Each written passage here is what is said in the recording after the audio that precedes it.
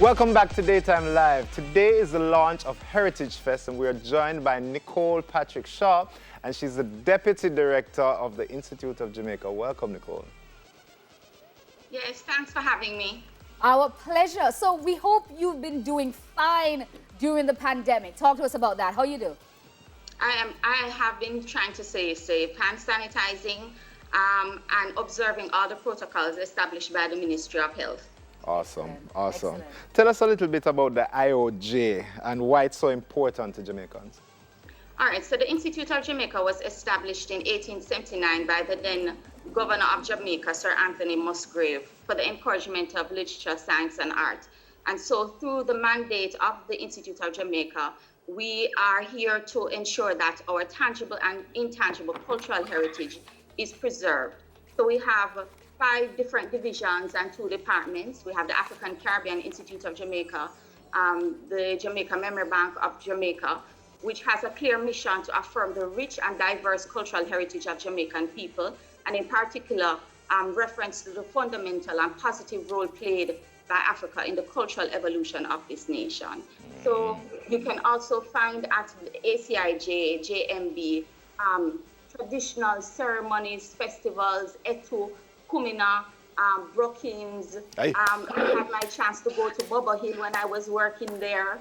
I went to see some of the Kumina sessions, the Maroon festivals that are still happening across Jamaica. So they go through and collect these stories and these festivals. They also have a memory bank that we speak to centurions like Frank Gordon, who is in our collection, a number of persons who have had played a significant role in our cultural development. So they have their stories there. So if it is that you are looking at what is authentically Jamaican, the best place to go is the African Caribbean Institute of Jamaica Memory Bank. I love that, Nicole.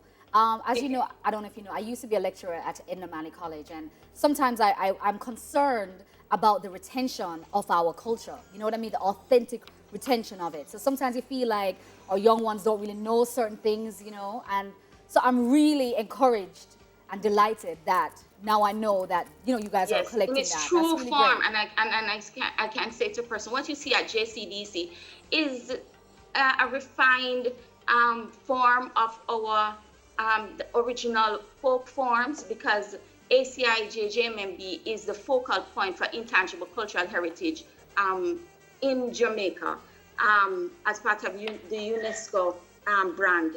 And so it has been very important in maintaining that facet of our culture.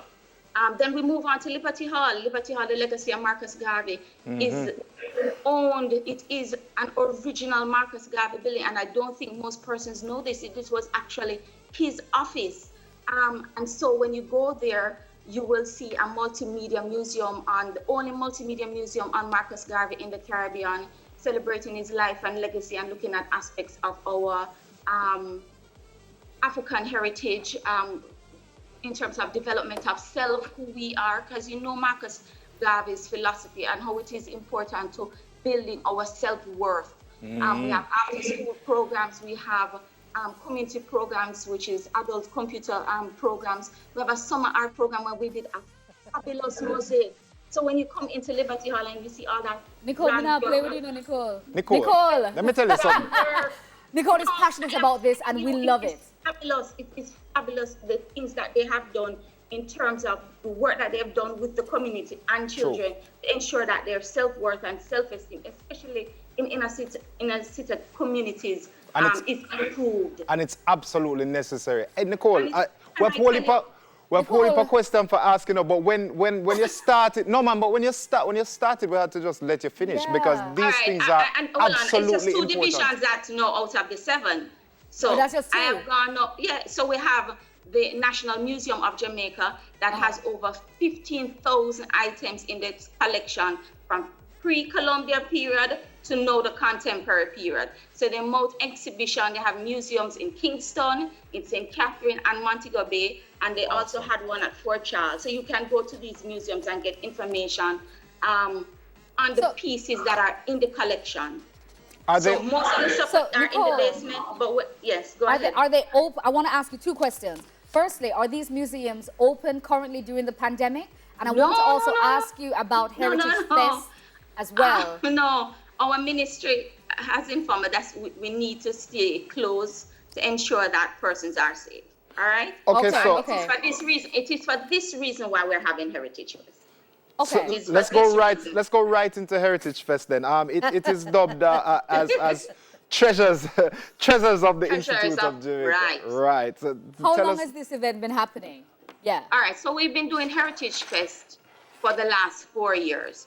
One of the things that you must recognize is that I perceive Institute of Jamaica as a premier cultural entity of Jamaica, because out of the Institute of Jamaica, we have spawned a number of different agencies, and I don't think the public is aware. The University of the West Indies, Nnamdi College of the Visual and Performing Arts. We had the exams coming out of it. We had the National Library of Jamaica and a number of other phenomenal institutions that have been doing great things. And so it was only natural that the Institute of Jamaica would have developed the Heritage Fest, which is to celebrate our intangible and tangible cultural heritage. Usually, we would have had a face-to-face, but because of COVID, COVID did special things for us.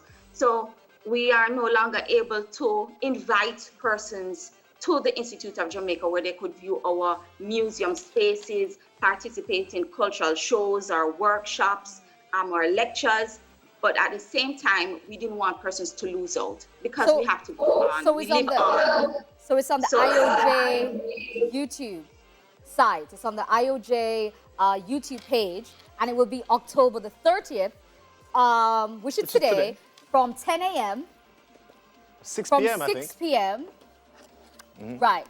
So that will be today. Is that right, Nicole? Yes, it is. Yes, it is. And it is your opportunity we wanted to give the public an opportunity to see the Institute of Jamaica as their Institute of Jamaica, because most persons in this time wasn't able to visit us. So we wanted to show them some of our treasures in our collection, so they are more au fait in terms of what it is that the different divisions do, the mandate, what is in the collections. So if it is that you need information, if you're doing research, if you're educationally inclined, if you're a cultural enthusiast and you need information, then the Institute of Jamaica is here. Nicole. The Heritage Fest, yes? Okay, so we have a few seconds left, but all right, because the youths nowadays, they don't really like to type in, and they don't really like to search unless they have to. Is there a point where you can one click and be directed to this to Heritage Fest? We have 2 seconds, Nicole.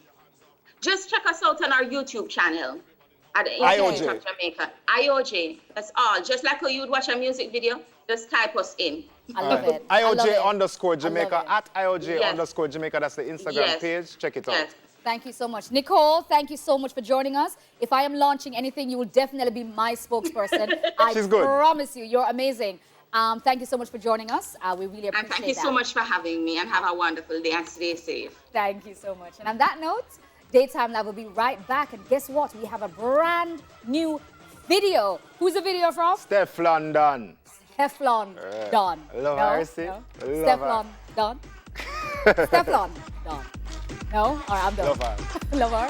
Love her. Nice.